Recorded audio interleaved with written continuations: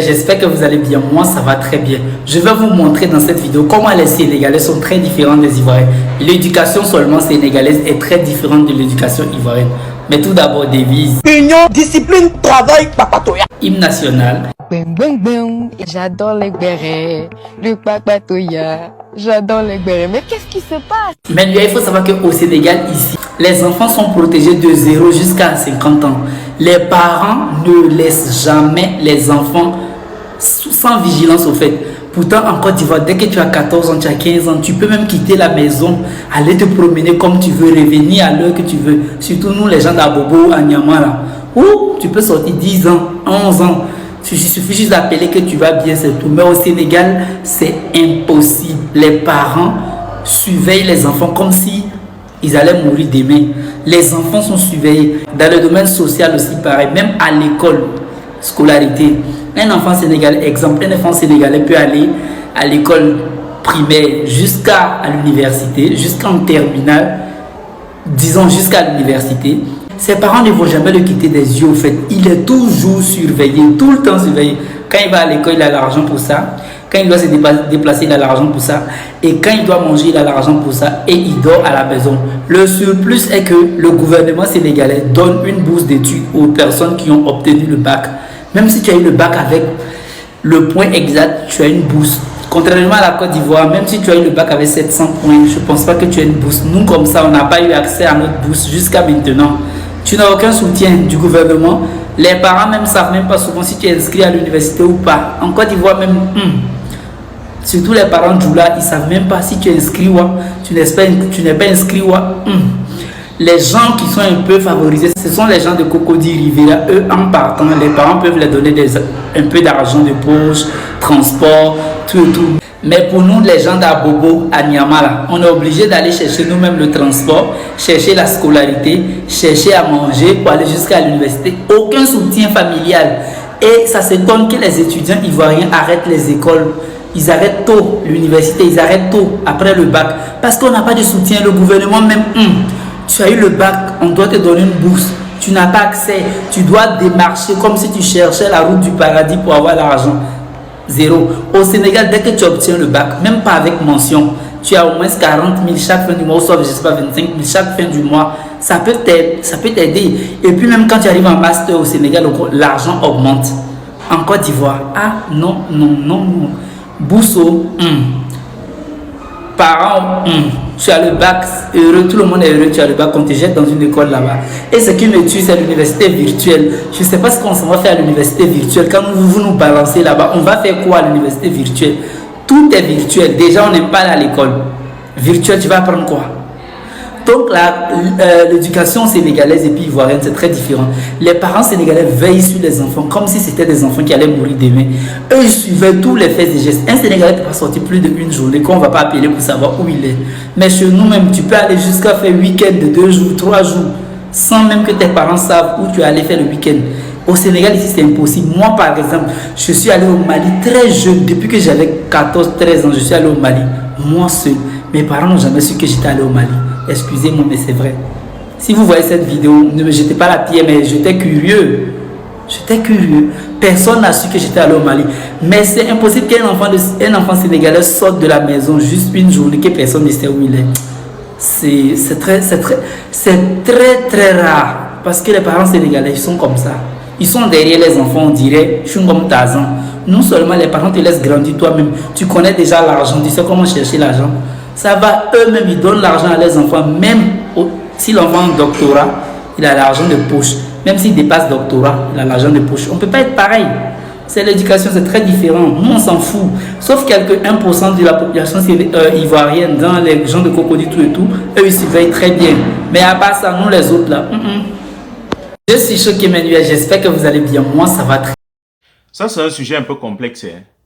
C'est un sujet un peu complexe en ce qui concerne le différentiel éducationnel entre peuples. Oui, on peut comparer l'éducation entre peuples dans le but de prendre ce qui est bon. Oui, mais comparer dans le but de vouloir dénigrer, ça ne se compare pas. Les réalités ne sont pas les mêmes. Les conditions de vie ne sont pas les mêmes. le cadre n'est pas le même. Déjà, c'est biaisé. Parce que la société où tu vas relever plus de tard, ou bien plus de tard autant pour moi, cela ne veut pas dire que cette société n'a pas du bon. Il y a du bon. La société que tu vas plus valoriser, cela ne veut pas dire que cette société n'a pas de manquements. Elle a des manquements, mais elle couvre ces manquements-là avec des bonnes manières. Donc, ce qui fait que, entre peuples, on doit juste créer un brassage. Et cette mixité-là, entre peuples, entre cultures, pour qu'on ne parle plus de différence entre Sénégal, Congo, Côte d'Ivoire, Cameroun, Burkina Faso et autres. Te voilà, tu es ivoirien, mais tu vis au Sénégal. Et tu trouves que le cadre de vie là-bas est plus épanoui et confortable, contrairement peut-être de là où tu sors. Mais là où tu sors, ça ne sous-entend pas que les conditions de vie là-bas ne sont pas aussi propices. C'est pas ça. Donc, si le Sénégal a cette avance en termes de manière de penser, d'agir, de faire les choses, les autres peuples n'ont qu'à aller à l'école du Sénégal. C'est pas insulter les autres peuples. Non. C'est juste que on apprend des autres et on ne cesse d'apprendre. L'éducation, c'est toute une vie, jusqu'à notre mort. Voilà, tu as dit, au Sénégal, les parents éduquent les enfants de 0 à 50 ans. On ne quitte pas les enfants des yeux. Les parents s'occupent de leurs enfants jusqu'à l'État prend le relais. Pour un enfant qui a atteint niveau bac, l'État comprend déjà que c'est un homme en pleine construction. Il faudrait déjà lui donner le minimum, ne serait-ce que l'argent de poche, 40 000 francs.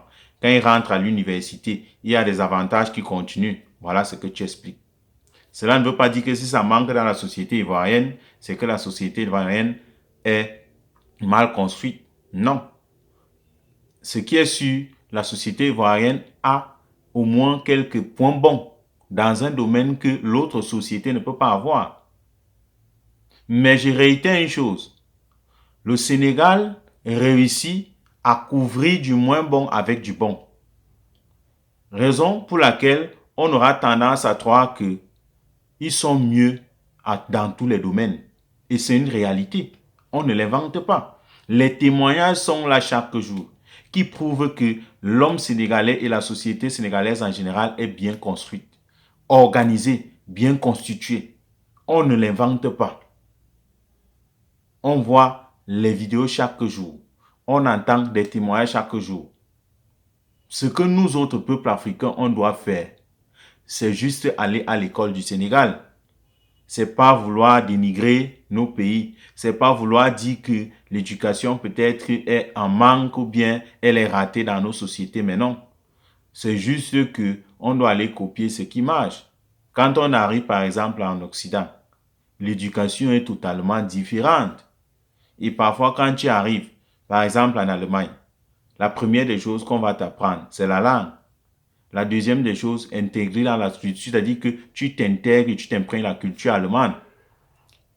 Parce que la culture, c'est la base. C'est ça qui façonne l'identité d'un citoyen et l'identité de tout un peuple. Donc, le Sénégal est presque dans cette même logique de faire les choses. Et c'est très bien.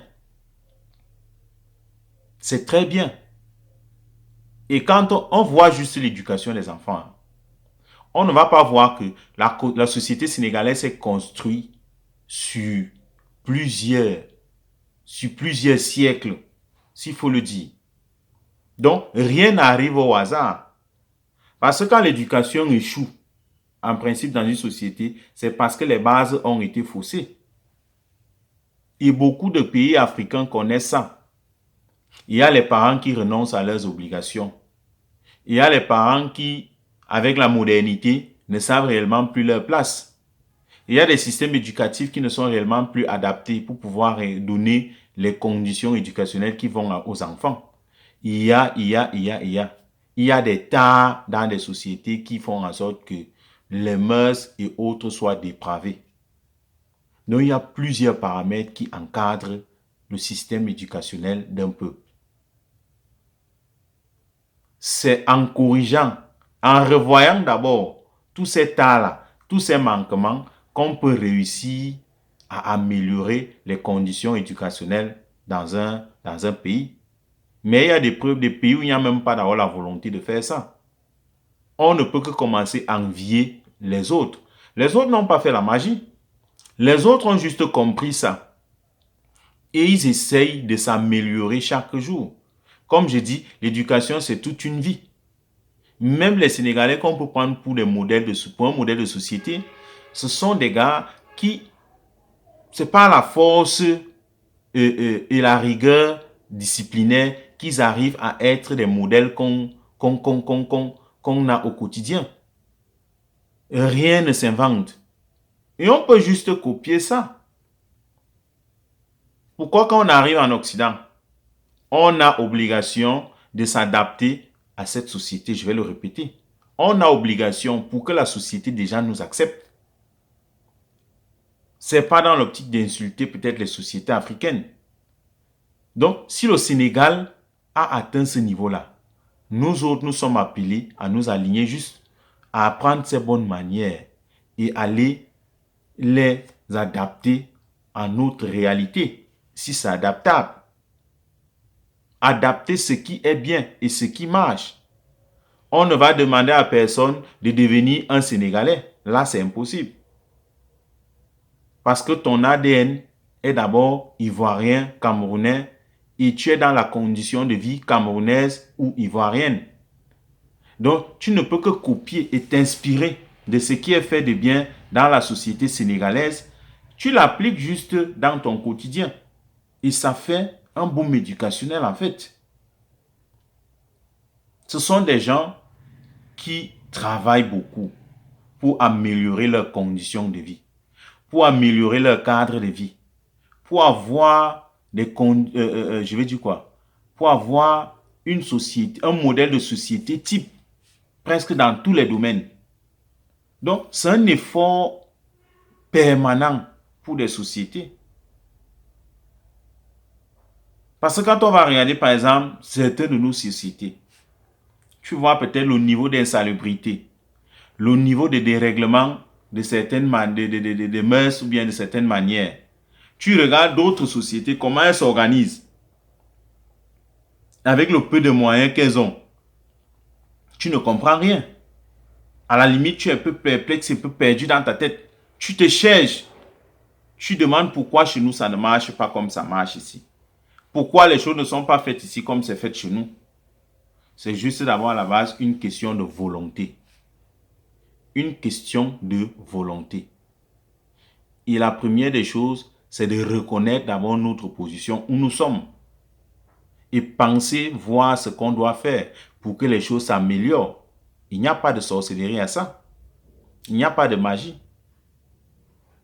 Et la faute revient régulièrement à ce qui nous dirige. Parce que si l'État instaure les principes et les règles qui vont faire en sorte que chaque citoyen soit droit, je ne crois pas qu'il y aura un dérèglement quelque part. Mais si nous sommes dans des États où on s'en fout totalement, ce qui importe, c'est notre position de pouvoir. S'il y a des règlements des mœurs ou bien l'éducation est à la rue, on s'en fout. Et bienvenue dans le chaos. Rien ne va avancer, rien ne va changer. On ira envier les autres, mais malheureusement, on aura tout sur place. Mais on ne fera pas bon usage. Tous les peuples africains sont instruits. Tous les peuples africains ont des bonnes cultures. Mais est-ce que ces cultures-là réellement sont enracinées pour que ces peuples-là soient des peuples réellement bien éduqués? C'est la question qu'on doit se poser.